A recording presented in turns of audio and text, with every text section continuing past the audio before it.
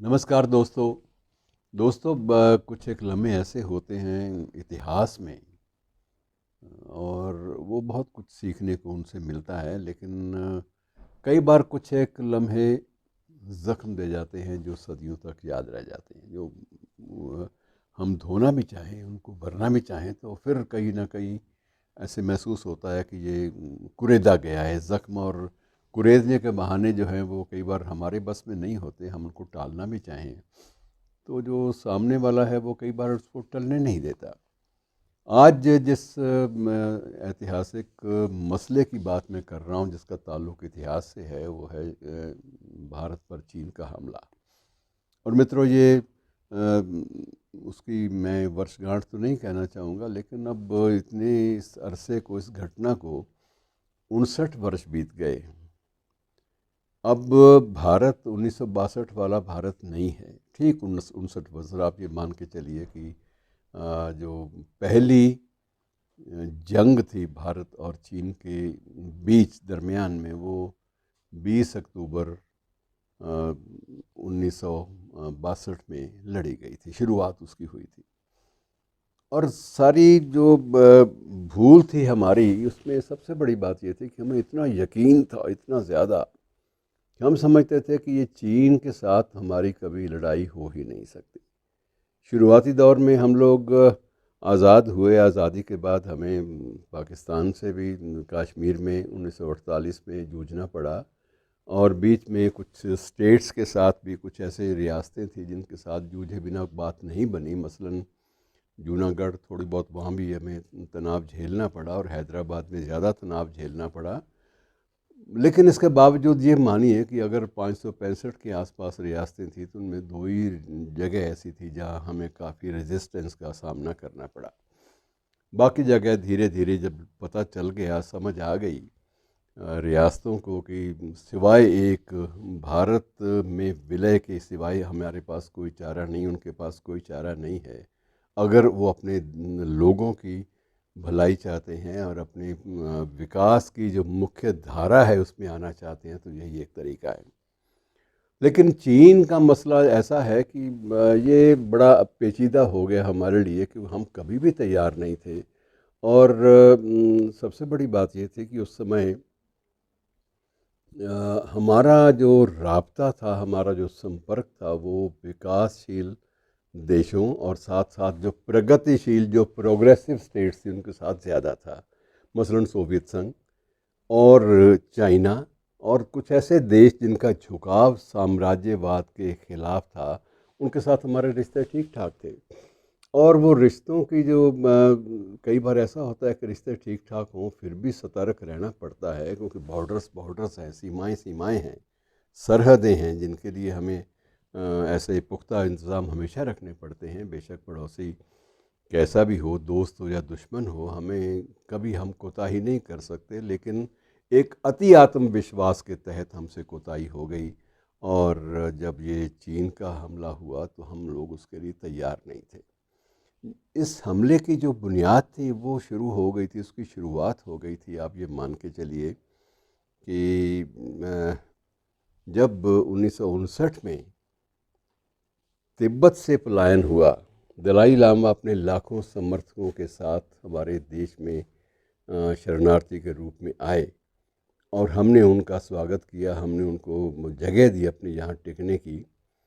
हमने उनको नागरिक नहीं बनाया, लेकिन उनको जगह दी, उनको एक शरणार्थी के रूप में उनको संभाला संवारा। क्योंकि हमें चीन से ये शिकायत थी कि अगर वो अपना हक मांगता भी है तिब्बत पर, तिब्बत की पूरी जो क्षेत्रफल है तिब्बत का, उसको अपना हिस्सा मानता है, तो भी उनको इस बात से थोड़ा सा परहेज़ करना चाहिए था कि सीधे रूप से उस पर कब्ज़ा ही कर ले। उसके सामने बेहतर रास्ता ये था कि अगर भारत थोड़ा सा भी एतराज़ जता रहा है तो भारत के साथ बैठकर मेज़ पर कम से कम बातचीत तो कर ली जाए। लेकिन चीन ने ये वाजिब नहीं समझा, और जब वहाँ से शरणार्थियों की शक्ल में दलाई लामा और उनके जो समर्थक थे, उनके जो फॉलोवर्स थे, वो जब हमारे पास आए और हमने उनको शरण दी, तो उसके बाद इनको चीन की तकलीफ़ और भी बढ़ गई। उनको लगा कि ये लोग तो ज़िंदा नहीं रहने चाहिए थे, जो वहाँ चीन से भागे उनको भारत ने कैसे पनाह दे दी। हमारा कसूर सिर्फ इतना था कि हमने पनाह दी, हमने उनको शरण दी और इसकी गांठ चीन के दिल में बैठ गई।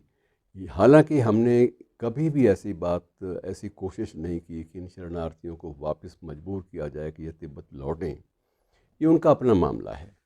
हमने कभी इस बात की कोशिश नहीं की और किसी न किसी रूप में, भावनात्मक रूप से सही, बेशक बहुत सारे साझे साझी जो संस्कृति है, कल्चर, विशेष रूप से बुद्ध धर्म से जुड़ी हुई, इसके तहत हमने इस बात का प्रयास ज़रूर किया कि हम ठीक ठाक रहें और उसके बाद आपसी रिश्ते ठीक ठाक रहे। और बीच में एक पंचशील का सिद्धांत उन दिनों में उपजा था और पंचशील के 5 सिद्धांतों को लेकर कुछ जिन देशों में सहमति हुई थी, वो देशों में उन सबसे बड़ा जो देश था वो चीन था और उनके साथ साथ हम खड़े थे।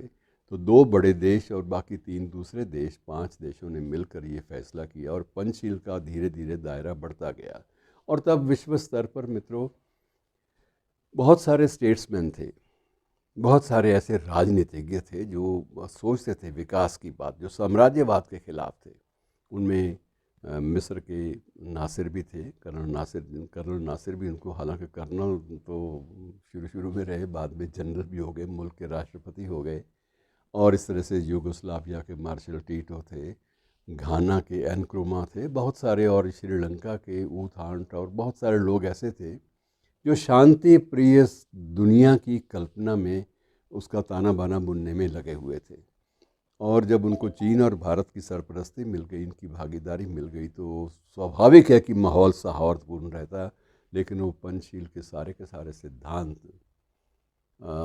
चीनी नेतृत्व की जो अहम मान्यता थी, ज़िद्द थी, हठ था, वो जो है वो सारी की सारी पंचशील की जो भी हमने कमाई थी, जो सफ़ेद कबूतर हमने उड़ाए थे, सफ़ेद कबूतर आकाश में शांति के प्रतीक के रूप में, वो सारे के सारे कबूतरों को चीनी बोलियों ने भून दिया और धक्का लगा बहुत ज़्यादा।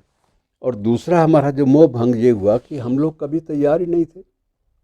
सीमा सीमा है, मैं पहले भी आपसे कह चुका हूँ कि सरहद है, सरहद पर हमारी तैयारी इतनी कमज़ोर कि हम लोग कभी भी इतने बड़े व्यापक दुश्मन के मुकाबले में अपनी तैनाती भी नहीं कर पाए। और हम ऐसे पकड़े गए जैसे जैसे वो अंग्रेज़ी में मुहावरा है ना कि वो कार्ट नैपिंग वाली बात, कि हम लोग सुस्ती में सो रहे थे। लेकिन ये बात अलग है कि हमारे जांबाज जवानों ने उन विपरीत परिस्थितियों में भी देश के लिए मर मिटने की जो एक प्रकार से जो इबारत लिखी है ऐतिहासिक, उसको सारा विश्व मानता है। और उस वक्त के जो लिखे गए गीत थे वो भी आज तक वो गाए जाते हैं। सरहद पर मरने वाला हर वीर था हिंदुस्तानी, वो आज तक लता का गाया हुआ जो भी सुनता है उसकी आंखें नम हो जाती हैं। तो मित्रों, अब स्थिति वो नहीं रही, भारत वो नहीं है। लेकिन चीन इस बात को जानता है सब कुछ, और उसके बावजूद उसने तनाव की जो एक मुद्रा जो पहन रखी है, जो तनाव का माहौल वहाँ पर पैदा किया हुआ है, वो वाकई हमारे लिए फ़िक्र की बात है, चिंता की बात है। हमारे हज़ारों वर्ग मील क्षेत्र पर उसका कब्ज़ा आज भी कायम है। हालांकि हम लोग इस बात के लिए बज़िद हैं कि हम सारे क्षेत्रों को वापस लेंगे, हमारी संसद का संकल्प है। हम अपने संकल्प की पूर्ति कब कर पाएंगे, कब नहीं, ये तो नहीं कहा जा सकता। लेकिन इन परिस्थितियों के बावजूद चीन जो है वो अपनी जो साम्राज्यवादी और अपनी फैलाववादी जो नीति है उसको छोड़ने को तैयार ही नहीं है। बहरहाल हमें इस बात के लिए सचेत तो रहना होगा। पूरा देश अब जाग चुका है। अब राजनीतिक रूप से भी एक संकल्पबद्धता है कि हम किसी भी कीमत पर अपनी सीमाओं की रक्षा करने में समर्थ ही पाए जाएंगे। तो प्रार्थना करें और संकल्प लें कि हम लोग अपने देश के लिए कुछ भी कर गुजरने को तैयार हैं। शुक्रिया दोस्तों।